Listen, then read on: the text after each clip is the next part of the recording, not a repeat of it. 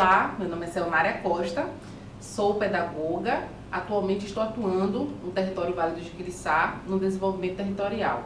Estou aqui com a minha amiga Cris Rios, assistente social, coordenadora do Núcleo de Estudo, Raça e Ancestralidade, o NERGA, né, que atua em toda a região lá no Vale do Jiquiriçá, principalmente no Mutuípe, fazendo um movimento com as mulheres, né, Cris? Principalmente com as mulheres negras.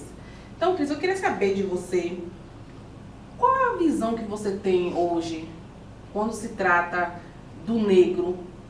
Hoje o feminismo está em alta, a gente percebe que falar de preto, falar de negro está muito evidenciado, mas muita coisa é modismo, né? Qual é a sua visão quando se trata principalmente do processo histórico que muitas mulheres passaram para que a gente pudesse estar vivendo o que nós vivemos hoje? Falar de negro é uma questão de amplitude, de movimento e de subsistência, né? Porque a raça, ela transcende e perpassa a diversas questões. Isso porque a raça, ela, hoje é uma minoria, infelizmente, e está dentro de se configura dentro de uma pirâmide de demandas amplas. Então, trazer a questão de negro relacionada a gênero traz uma questão de especificidades que é necessário debater, independente de uma questão de modismo ou sobre aproveitamento disso de uma mídia ou de um mercado. Hoje a gente percebe aí que tem algumas vertentes, mesmo para ser discutidas, principalmente a questão étnica, racial, a sua identidade, né? O seu lugar de fala quanto mulher negra. Porque tem, como a senhora Nara trouxe, a questão do que o mercado está se aproveitando disso para sobressair em cima de uma demanda histórica, que é a questão de sobrevivência da mulher negra, uma questão de resistência. Por outro lado, é necessário colocar sempre em evidência essa pauta por partir do princípio que nós, mulheres negras, estamos totalmente imbuídos e oriundos dessa demanda causada pelas questões de expressão social.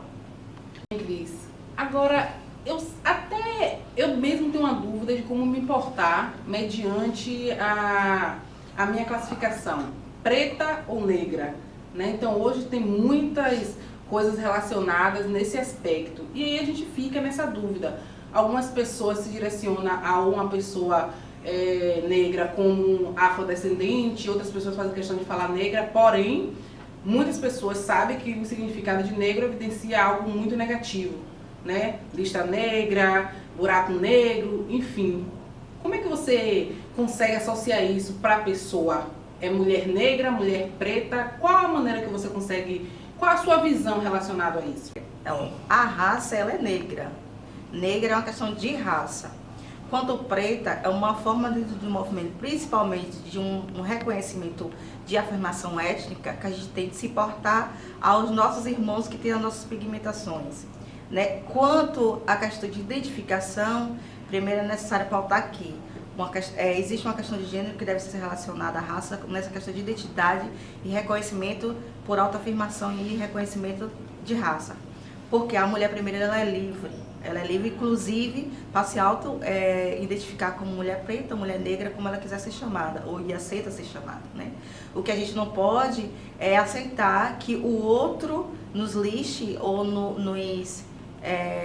nos traga uma relação de subalternidade que a gente aceite essa questão como uma questão naturalizada.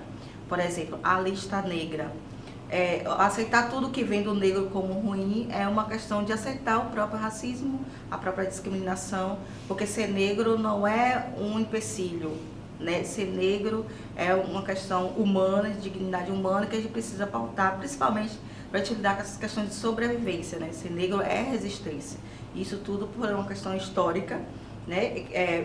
E por um índice que só tem aumentado no dia a dia de violência. Então, ao ser preta e ser negra, ser afrodescendente, todos nós que temos a pigmentação epitelial, principalmente, somos afrodescendentes. Mas aí a gente também precisa pautar diversas coisas, diversos eixos dentro dessa afrodescendência. Por exemplo, a questão de a autoafirmação por uma questão estética, né, o seu reconhecimento, a sua visão ótica, a visão ótica que as pessoas têm relacionada a você, a partir dos seus indumentários, a partir da sua consciência negra, a partir do que você faz uma diferença. O que não dá a ele ou a ela o direito de lhe discriminar ou ser preconceituoso devido à sua manifestação de expressão social, cultural, ansiedade, pigmentação e, sobretudo, da forma que você quer ser identificada.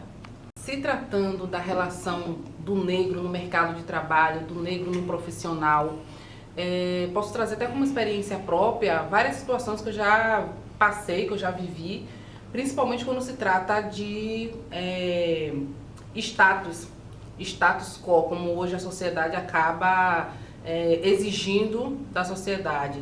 E nós, na condição de negro, temos que estar sempre provando alguém que somos capazes, porque a sociedade em si não consegue visualizar, né, a nossa capacidade, independente das situações em que nós nos encontramos, seja com muito status ou com menos status. Só o fato de ser negro já é uma forma de não ter a credibilidade exigida pela sociedade. Então eu queria que você fizesse uma análise. Como é que você vê hoje o negro na sociedade, né, nesses dias atuais, nessa atualidade?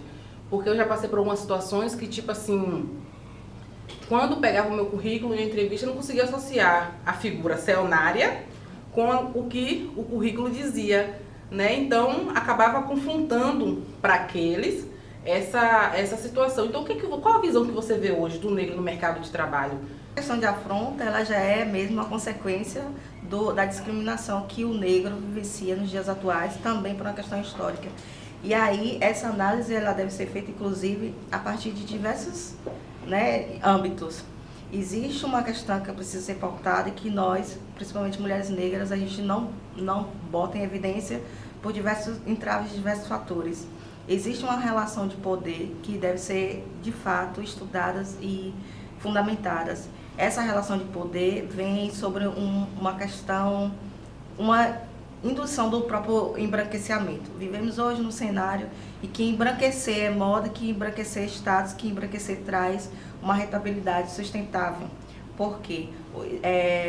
Nos induz a acompanhar o próprio capital, o sistema capital, onde esse sistema capital nos indica e nos induz, nos promove, na verdade, como um ser branco, porque a gente precisa acompanhar ele, a gente precisa atender às questões europeias, como as indumentárias, os vestes, a forma de se comunicar, os cabelos, a cultura, a própria alimentação. E isso nos traz alguns entraves, porque se a gente não está dentro do sistema, e talvez isso responda até o que a senhora trouxe, se a gente não caminha dentro do sistema, a gente também não é reconhecido. Não importa o currículo que se tenha, vai ser sempre confrontado quando a mulher negra ela tem no currículo dela algo que o embranquecimento é quem mais tem por uma questão de rentabilidade, né?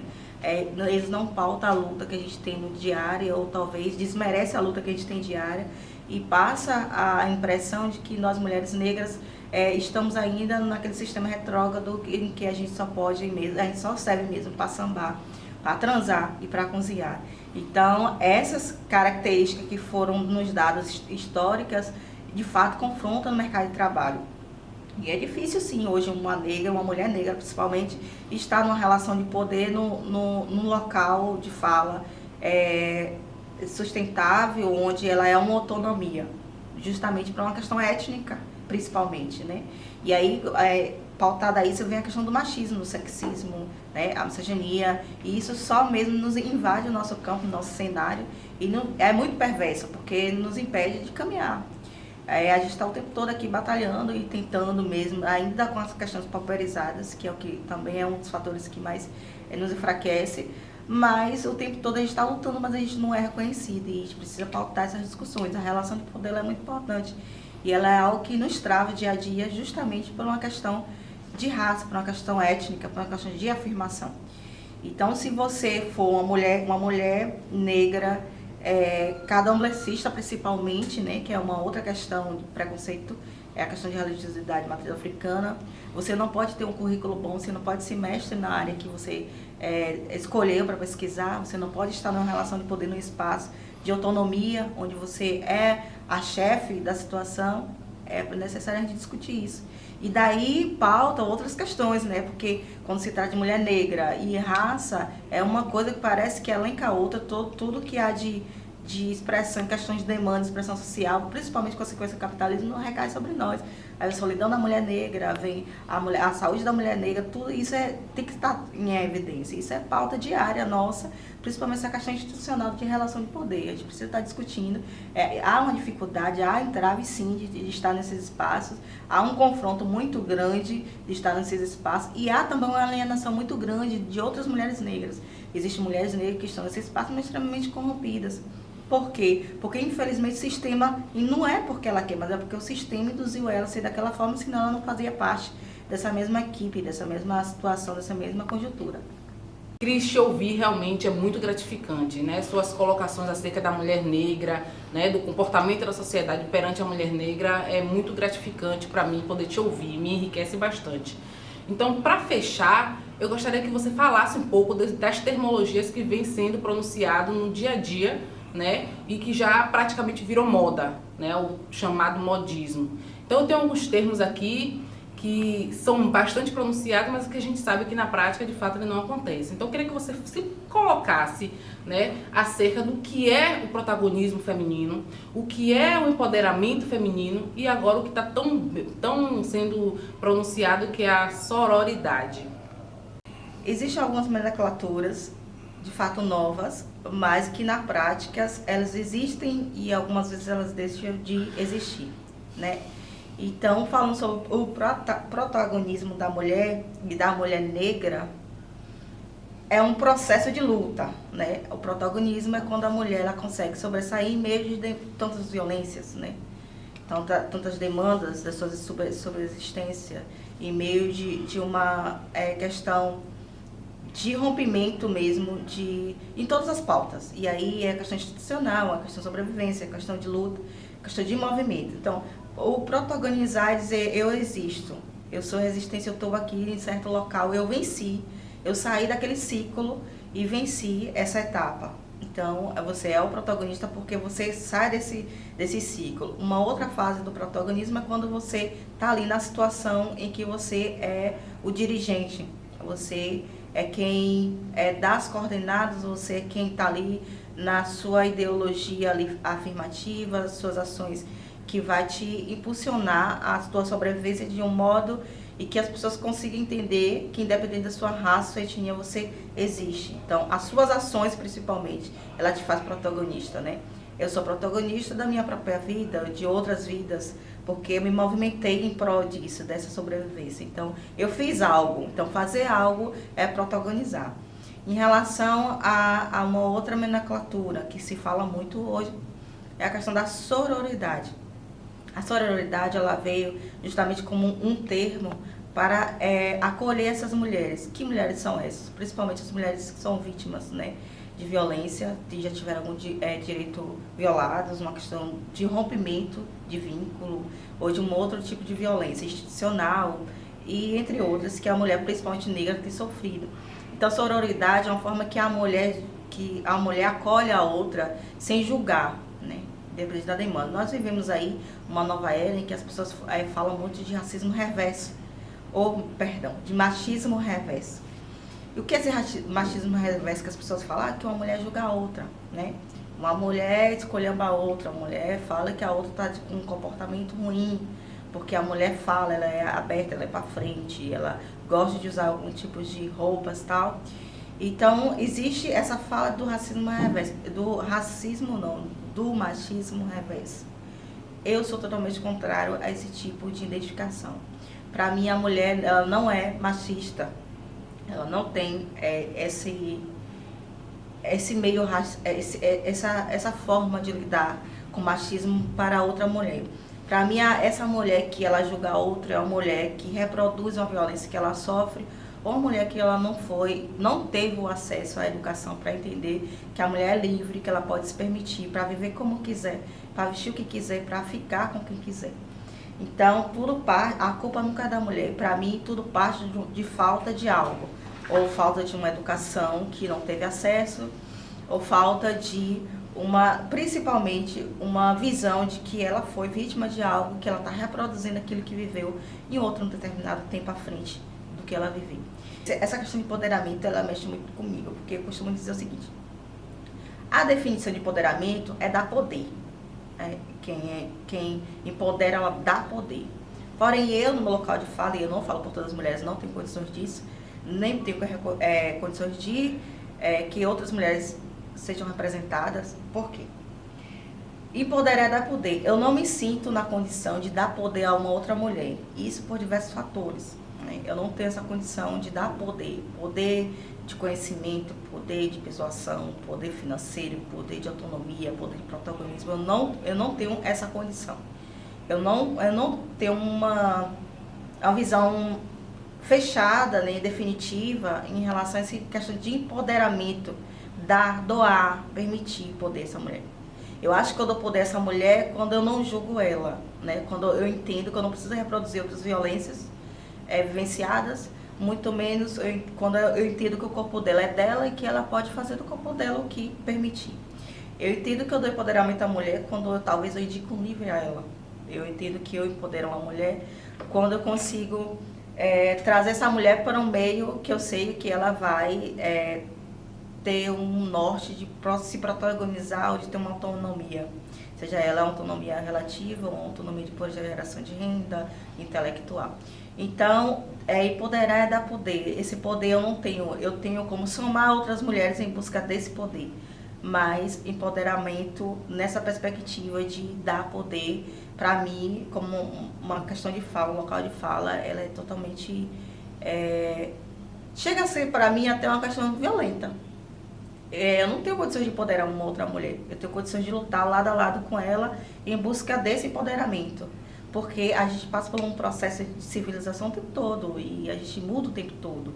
Então, hoje eu sei isso aqui, amanhã minha amiga, ela sabe muito mais, e a gente vai caminhando lado a lado.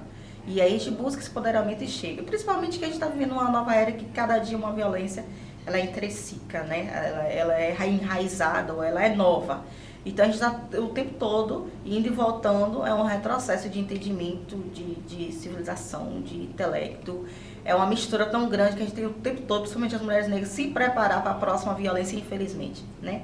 E quem não queria hoje não querer aqui judicializar direitos? Quem não queria hoje aqui querer dizer que essa questão de violência, ela não vai mais nem voltar, a gente vai lidar com uma outra violência, com outro tipo de violência. Então, o tempo todo as nomenclaturas, elas estão mudando, a violência são as mesmas, elas estão mudando. E como é que a gente vai empoderar diante dessa violência, dessas demandas todas? É estar lado a lado, de mão dadas com a mulher, entendendo o mundo dela, entendendo a perspectiva e a especificidade que ela vive hoje na sociedade, nos seus meios, e caminhando junto, lado a lado. Obviamente que a gente não tem nenhuma mulher perfeita, nenhum homem perfeito. O ser humano não é perfeito, né? Senão não seria um ser humano. E a gente tem nossas angústias internas, a gente tem nossas angústias, algumas expressivas, mas que a gente não deixa de estar ali na defesa, né, da mulher, por diversos âmbitos, principalmente as mulheres negras, porque é uma comunhão, né? Eu costumo dizer que uma mulher negra deve ser irmã da outra, porque a gente vive dentro de um ciclo de minoria, que é a minoria que mais sofre, a minoria que é mais violentada, a minoria que mais precisa um entender a outra para caminhar junto em busca desse empoderamento. Conhecimento nunca é demais. E poder conversar com uma mulher que tem esse conhecimento e que está podendo multiplicar esse conhecimento é de fundamental importância para a nossa vida. Então, Cris, muito obrigada pela sua participação e espero ter uma outra oportunidade para que possamos conversar de diversos outros assuntos relacionados à mulher negra, porque não são poucos. E nós, mulheres, precisamos sim ter a sororidade de se unir e protagonizar uma vida melhor. Obrigada.